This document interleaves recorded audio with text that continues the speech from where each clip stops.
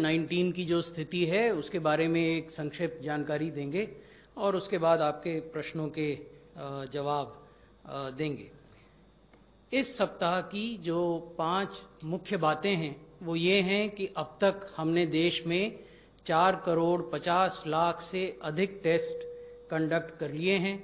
विश्व में अब केवल एक ही देश है जिसने कि हमसे ज़्यादा क्यूमुलेटिव टेस्ट्स किए हैं। पिछले 24 घंटों में 11 लाख से ज़्यादा टेस्ट देश में किए गए। 11,72,000 टेस्ट पिछले 24 घंटे में हुए। ये अपने आप में एक रिकॉर्ड है। रिकवर्ड पेशेंट्स जो हैं, जो लोग ठीक हो गए और भले चंगे हो गए, उनकी संख्या अब 29 लाख से भी अधिक हो गई है। 29,70,000 के लगभग पेशेंट्स हैं जो रिकवर हुए हैं और देश में सिंगल डे की हाईएस्ट रिकवरी कल रिकॉर्ड की गई, जबकि 68,584 व्यक्ति रिकवर हुए और गाइडलाइन इशू की गई हैं अनलॉक 4 की गृह मंत्रालय द्वारा। उसके बारे में भी इस प्रेजेंटेशन में हम आपको बताएंगे। जब हमने अप्रैल माह में आपसे बातें की थी, उस समय जो हमारी टेस्टिंग का नंबर था वो लगभग 10,000 हुआ करता था। मई में वो बढ़कर 10 लाख हुआ, 10 जून में बढ़कर 50 लाख हो गया और आज जब हम आपसे बात कर रहे हैं तो देश में 4,50,00,000 से ज़्यादा टेस्ट किए जा चुके हैं। और जैसा मैंने निवेदन किया कि पिछले 24 घंटों में 11,72,180 के लगभग टेस्ट किए गए हैं। जिस प्रकार से टेस्ट की संख्या बढ़ रही है, उसी प्रकार से रिकवर होने वाले लोगों की संख्या भी बढ़ रही है। मई में 50,000 थे, जून में 1 लाख हुए, 19 अगस्त को 20 लाख हुए और आज जब हम आपसे बात कर रहे हैं उस समय ये संख्या 29,70,000 से अधिक हो गई है। ये जो मैं आपको अभी निवेदन कर रहा था कि रिकवर्ड केसेस 29,70,492 हैं और जो एक्टिव केसेस हैं, यानी जो केसेस अस्पताल में हैं या घरों में हैं, होम आइसोलेशन में अंडर मेडिकल मॉनिटरिंग, वो 8,15,538 हैं। इसका अर्थ ये हुआ कि जो रिकवर्ड केसेस हैं वो 3.5 गुना से ज़्यादा हैं एक्टिव केसेस के। आज भी जबकि इन्फेक्शन बढ़ रहा है, उसके बावजूद जो पर मिलियन केसेस की संख्या है हमारे देश में, वो विश्व के अन्य देशों की तुलना में काफ़ी कम है। हमारे यहाँ 2,792 केस प्रति मिलियन हैं, जबकि आप ब्राज़ील में देखें तो 18,800 प्रति मिलियन हैं, यूएसए में 18,900 हैं, अन्य देशों में भी वो काफ़ी बड़ी तादाद में है। विश्व का अगर एवरेज देखें तो 3,359 केस प्रति मिलियन विश्व में हैं। उसी प्रकार अगर आप मृत्यु को देखें, डेथ पर मिलियन पॉपुलेशन, तो ये भी भारत में विश्व की तुलना में काफ़ी कम है। हमारे यहाँ 49 डेथ्स पर मिलियन पॉपुलेशन है, जबकि विश्व का जो औसत है वो 111 है। अन्य देशों में ये 500-600 पर मिलियन पॉपुलेशन भी हैं। अब राज्यों की स्थिति के बारे में बात करते हैं। देश में 5 राज्य ऐसे हैं जहां की 62% एक्टिव केसेस का इन 5 राज्यों में है। और एक्टिव केस जब हम आपको कहते हैं तो ये 8,15,538 हैं, जैसा मैंने पहले निवेदन किया। तो 8,15,000 जो एक्टिव केस हैं, उनके लगभग 25% केस केवल एक राज्य में हैं, महाराष्ट्र में, और लगभग 12.5% केस आंध्र प्रदेश में हैं, लगभग 12% केस कर्नाटक में हैं, लगभग 7% केस उत्तर प्रदेश में हैं और लगभग 6.5% केस तमिलनाडु में हैं। तो इस प्रकार 5 राज्य मिलकर देश के कुल एक्टिव केसेस का 62% इन 5 राज्यों में है और बाकी राज्यों में लगभग 37.5% एक्टिव केस हैं। अब अगर इन राज्यों में, जिनका मैंने अभी जिक्र किया 5 राज्यों का, उनमें पिछले 3 हफ्तों में देखें क्या हो रहा है, क्योंकि ये कहना कि यहाँ एक्टिव केसेस के अधिकांश इन्हीं राज्यों में हैं, वो एक पहलू है तस्वीर का, लेकिन उस तस्वीर का एक दूसरा पहलू भी है जो हम इस स्लाइड में आपको दिखा रहे हैं। अगर आप आंध्र प्रदेश देखें तो आप देखेंगे कि 13 अगस्त से लेकर 19 अगस्त के सप्ताह में जितने वहां केसेस थे, एक्टिव केसेस, उनकी तुलना में आज जब हम आपसे बात कर रहे हैं तो एक्टिव केसेस में गिरावट हुई है। लगभग 13.5% की गिरावट एक्टिव केसेस में है week on week Andhra Pradesh में। उसी प्रकार अगर हम कर्नाटक को देखें तो वहां भी पिछले 3 हफ्ते के केसेस में लगभग 16% की गिरावट हुई है। महाराष्ट्र में पिछले 3 हफ्तों में लगभग 6.5% या 7% कहिए, 6.8% की डिक्रीज हुई है। तमिलनाडु में लगभग 24% की डिक्रीज हुई है और उत्तर प्रदेश में लगभग 17% की डिक्रीज एक्टिव केसेस में हुई है। तो तस्वीर का एक पहलू यह है कि अधिक जनसंख्या की वजह से केसेस का बढ़ना जारी है, लेकिन अगर आप साप्ताहिक इंक्रीज को कंपेयर करें तो आप ये देखेंगे कि वो 5 राज्य जहां देश के सबसे ज्यादा एक्टिव केसेस हैं, वहां सप्ताह दर सप्ताह केसेस में गिरावट भी हो रही है।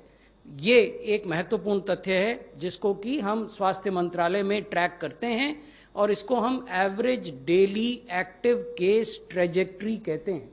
इसका अर्थ ये हुआ कि एक्टिव केसेस को आप प्रतिदिन कितने हो रहे हैं उस हिसाब से ट्रैक कर सकते हैं, हर सप्ताह कितने हो रहे हैं और उससे औसत प्रतिदिन कितना निकलता है वो भी ट्रैक कर सकते हैं, और क्यूमुलेटिवली यानी प्रारंभ से लेकर आज तक उन राज्यों में कितने केस हुए वो भी आप ट्रैक कर सकते हैं।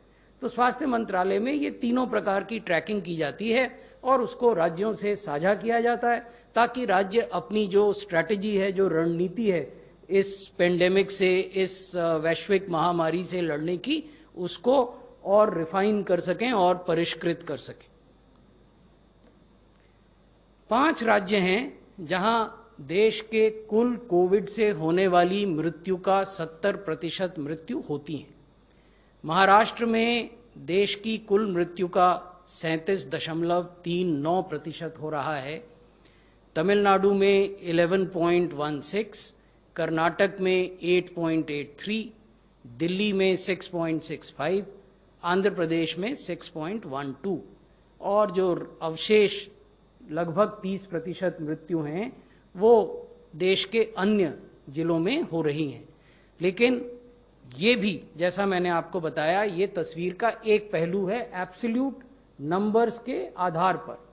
If we look at the total number of deaths caused by COVID-19 in the country, then these 5 states account for 70% of total deaths, but that is the accumulated number. However, if we track deaths in these states across weeks, at least last 3 weeks, then a different picture emerges and that we will share with you. ये है औसत प्रतिदिन की case fatality trajectory जो कि पिछले 3 सप्ताह के आधार पर इन 5 राज्यों में हमने प्लॉट की है। आप इसमें देखेंगे कि 5 में से केवल 2 राज्य ऐसे हैं जहां की साप्ताहिक ट्रेजेक्ट्री में वृद्धि हो रही है। There is a increase in case fatality trajectory which is here tracked on a weekly basis in 2 states only, and these 2 states are Karnataka and Delhi. But we will come to that. Andhra से अगर प्रारंभ करें तो आंध्र प्रदेश में पिछले 3 महीने के आंकड़े हमने आपको डेली केस फेटिलिटी के, एवरेज डेली केस फेटिलिटी के दिखाए हैं। वहां 4.5% की डिक्रीज है, वो कमी आ रही है वहां डेथ में। कर्नाटक में लगभग 9.5% की इंक्रीज दर्ज की जा रही है। महाराष्ट्र में 11.5% की डिक्रीज है, तमिलनाडु में 18% की डिक्रीज है और दिल्ली में लगभग 50% की इंक्रीज है। ये 50% इसलिए दिख रहा है क्योंकि अचानक दिल्ली में मृत्यु बढ़ी है। आप सब लोग अवगत हैं कि लगातार न केवल एक्टिव केसेस की संख्या दिल्ली में घट रही थी बल्कि मृत्यु की संख्या भी घट रही थी। लेकिन पिछले कुछ सप्ताहों से दोनों पैरामीटर्स पर, यानी एक्टिव केसेस के पैरामीटर पर भी और मृत्यु के पैरामीटर पे भी बढ़ोतरी हुई है। और उसको देखते हुए भारत सरकार के गृह मंत्रालय के नेतृत्व में फिर से दिल्ली सरकार के साथ एक्टिव एंगेजमेंट करके हम कदम उठा रहे हैं। दिल्ली के माननीय लेफ्टिनेंट गवर्नर के स्तर पर भी बैठकें हुई हैं। इस सप्ताह में कुछ नई गाइडलाइंस भी निर्गत की गई। सबसे पहले गृह मंत्रालय द्वारा अनलॉक 4.0 की गाइडलाइंस इशू की गई, आप सब अवगत हैं।